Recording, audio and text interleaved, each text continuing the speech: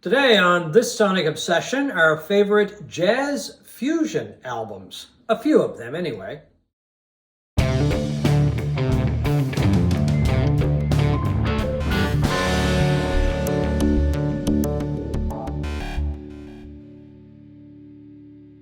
Hi folks, I'm John Wooden and this is my friend Steve McLeod, and today we're going to talk about some of our favorite jazz fusion albums. But first of all, let's talk about the term jazz fusion. Steve? Well, it has to have jazz. Well, yes. And it's fused with rock, R&B, Soul, rhythm and blues sometimes. Rhythm and blues, all of those things. It's electric, unlike the old-time jazz, which was all acoustic pretty much. They use rock instrumentation. It's often improvised. Very much so, yeah.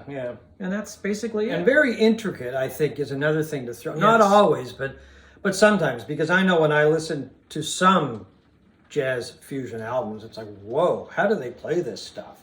But anyway, let's check out a definition that I got online, so therefore it's got to be the truth and accurate.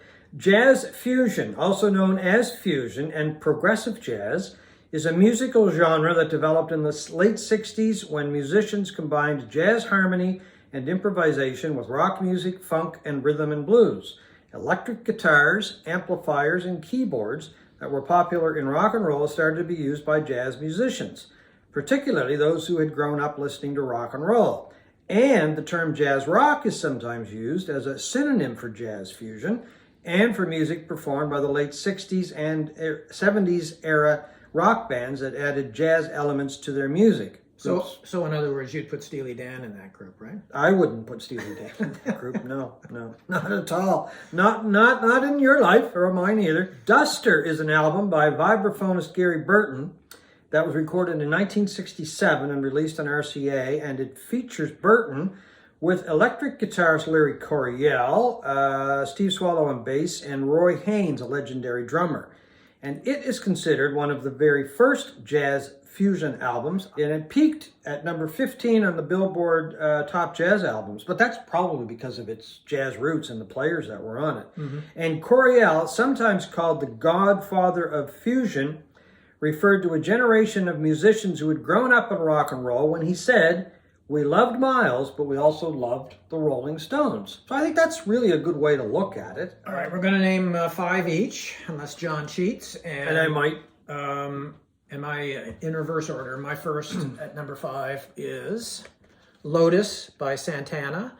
This is a live recording of a show in Osaka, Japan in 1973. It came out a year later, only in Japan initially, and I think that's why a lot of people don't know this album. It didn't come out in North America till 1991. I've heard of it. I've never heard it. It is Santana at their jazziest.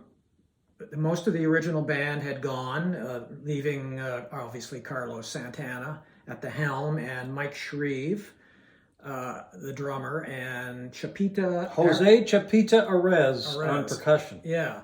So Shreve and Santana were big jazz heads, and they were moving the band in this direction with their previous album, Caravanserai. This is pretty much full-blown fusion. It's 2 hours of just incredible music. Santana, I don't think, ever sounded better on guitar. I think this was his absolute peak. Oh, okay.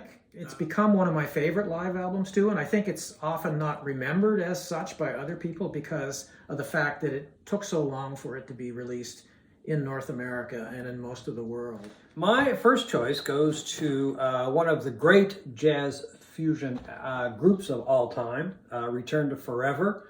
Al Di Meola on guitar, Stanley Clarke on bass, Chick Corea on keyboards, and the amazing Lenny White on drums. This is just one of those beautiful albums. I mean, I remember a friend of mine told me about this. He said, we heard it on the radio when it first came out. And I can't even remember what radio they heard it on. It must have been CBC because no commercial radio station would play it. So I ran out and bought it.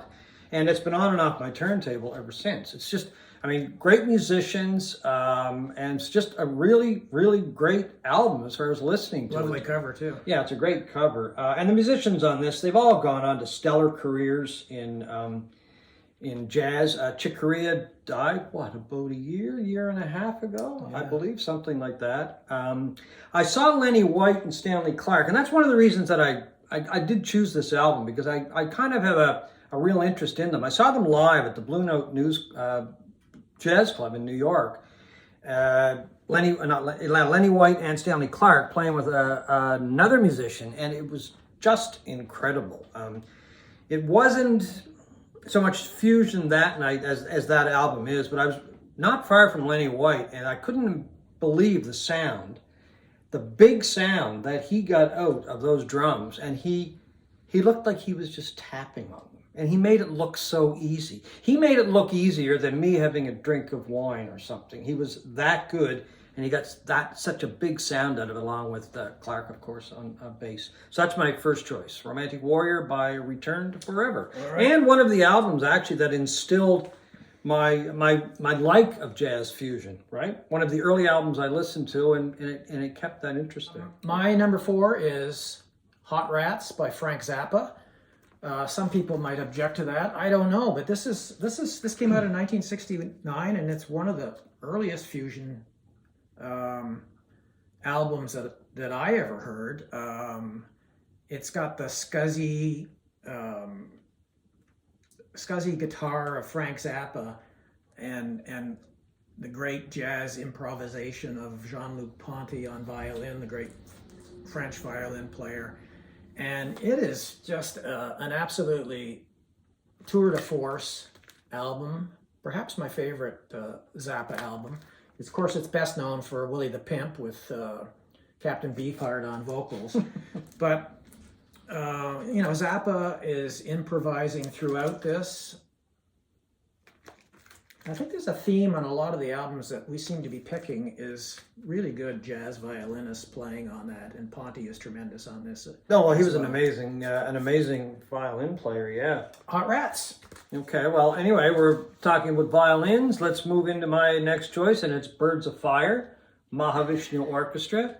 The leader, of course, was John McLaughlin, not a violinist, but an amazing guitar player.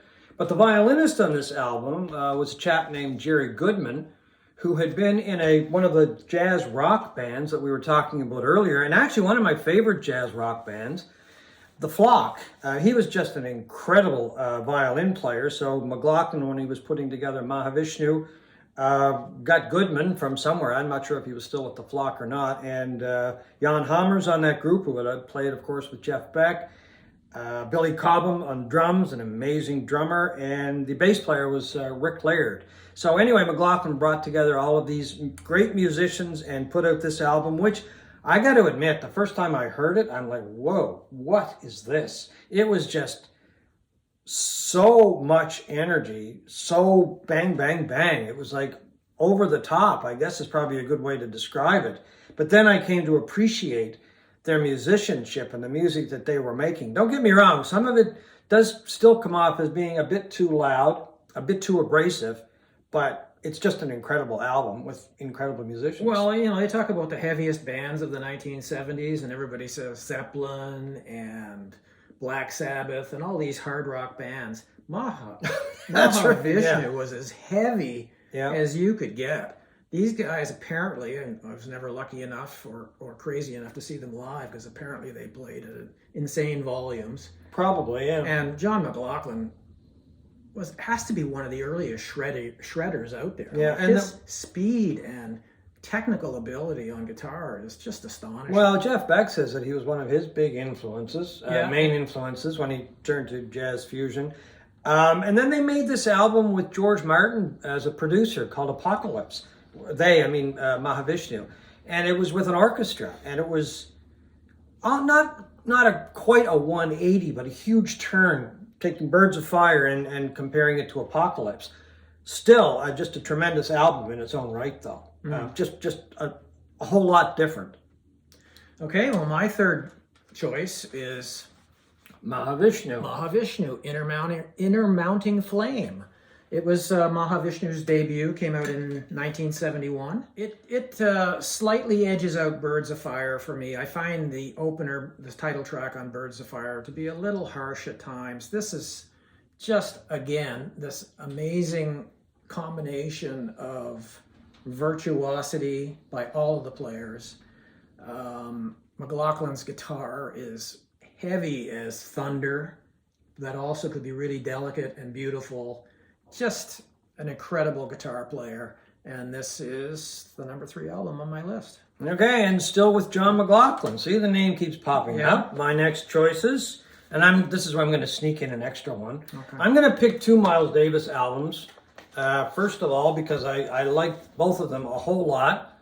Bitches Brew was one of the first jazz fusion albums that I ever listened to. Great cover. After like Return to Forever, and it was after Birds of Fire. I had to kind of go back and dig some stuff out. And then of course the other one is Miles Davis and In a Silent Way, which in many respects I like better than Bitches Brew because it's not quite as out there, I guess. John McLaughlin plays on both of these albums, and he's just incredible. Yeah, so a lot of these musicians were, I mean, they played not on the same albums, but they played on some of these great early albums of jazz fusion, and they really made their mark back then, you know. So anyway, I'm going to choose those 2 albums, if that's allowed. You gotta give Miles Davis such amazing credit for, you know, embracing rock. You know, he was listening to Hendrix and Sly and the Family Stone, and he began to incorporate this into his music for a guy that began in the 40s or early 50s, whatever the hell it was, quite a bit older than people who typically listen to that kind of music back then. And he started embracing it and putting it into his albums, and he got shit on a lot. Well, he was always ahead of himself, though, right? Always a few steps ahead of everybody else, and kind of forged that path. My number 2 album is another Miles Davis album. It is a tribute to Jack Johnson. I unfortunately don't have a physical copy of it. I have a high-res download of it. Again, just an incredible fusion album. Again, John McLaughlin. Yeah. Billy Cobham. Yeah. And it's 2 sides. Well, it's 1 song to each side. Yeah, you know? and the first one is right off. And they were just jamming in the studio. Cobham, McLaughlin, and who was the bass player? I forget who the bass player was. Michael Henderson went into the studio, and Miles Davis was just in the control room, and they were jamming. And again, this is rock at its finest. Yeah. There's no mistaking it for anything other than unbelievable rock rhythm section and guitar playing. And Davis is apparently listening to this and is inspired by what he hears, slips into the studio and starts to solo on top of it. And this goes on for 27 minutes, and it'll just blow you away. Now that's true improvisation, right? Yeah, So, exactly. Yeah. Not Steely Dan. Not Steely Dan, because, you know, Steely Dan just didn't improvise. Anyway, that's a topic for another show. So that's it. Okay. The second song, I mean, the first song makes it for me. The second song is good as well, but it's just half of the album is just such a stellar representation of fusion that it belongs on most people's lists, I think. My next choice is, see, the name keeps popping up, and Billy Cobham. And it's a solo album. I think that was from 1973. I think it was, if I remember correctly. On Atlantic. And it is just a wonderful example of jazz fusion. Brought together some amazing musicians, wrote all the tracks on the album by himself. He was still with Mahavishnu, I believe, and took a break and put the album together. There is one player on that album that I want to point out, because when I saw the name, I'm like, Tommy Bolin played on that album? Yeah. And this was after Tommy Bolin, that I had listened to the album, after Tommy Bolin had played with the James Gang and had played with Deep Purple, and then unfortunately he died of a drug overdose. But his guitar playing on that album, you'd never know it was the same guy who played with the James Gang. Again, an incredible shredder, right? Played with incredible speed and precision. Yeah. And you would never think, I can't possibly be the same guy that played with Deep Purple and all that, but it was. And he was like 21 years old or something. He was very young, yeah. I saw Billy Cobham at the Blue Note in New York same place where I saw Lenny White and Stanley Clarke. And anyway, he was with two other players, the great Ron Carter on bass and Donald Harrison on sax. Just a great trio, just wonderful, more traditional jazz that night. And once again, Cobham got this big sound out of playing what appeared to be very lightly, but you'd never, I mean, to watch him was just incredible. So anyway, I went upstairs. There's a little shop upstairs, and there's the washroom was upstairs at the Blue Note. And anyway, I was coming out of the shop, out of the washroom, and this guy was standing there, and I looked at him. I said, I think that's Billy Cobham. So I just said, Mr. Cobham, I said, how are you? And he said, oh, I'm doing okay. This was a break in between shows.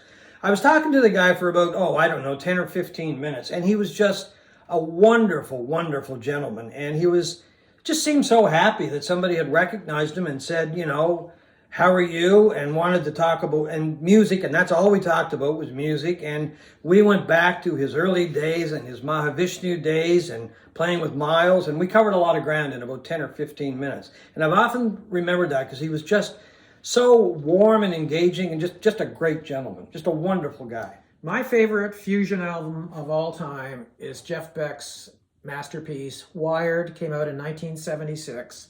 Fell in love with it immediately. I don't even think I had heard Blow by Blow by this point, which was the previous album. Just incredible playing. One of the greatest guitar players of all time. Depending on the day, he's my favorite versus maybe second of all time.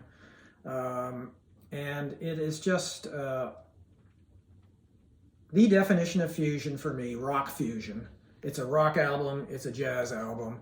There's one cover on it, Goodbye Pork Pie Hat by Charles Mingus, which is my favorite song on this album. He plays with Narada Michael Walden on drums, Wilbur Bascom on bass, Max Middleton on clavinet, and the great Jan Hammer. And what's great, he played with a lot, yeah. And what's great about Jan Hammer is you often mistake Beck's guitar for Jan Hammer's synthesizers, and vice versa, and they're dueling back and forth the whole album.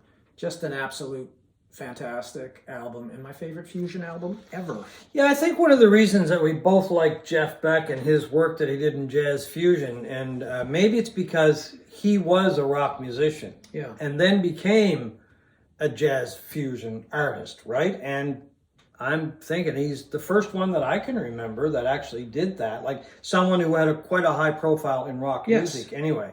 Yeah, so my number one is no surprise because I've mentioned it before.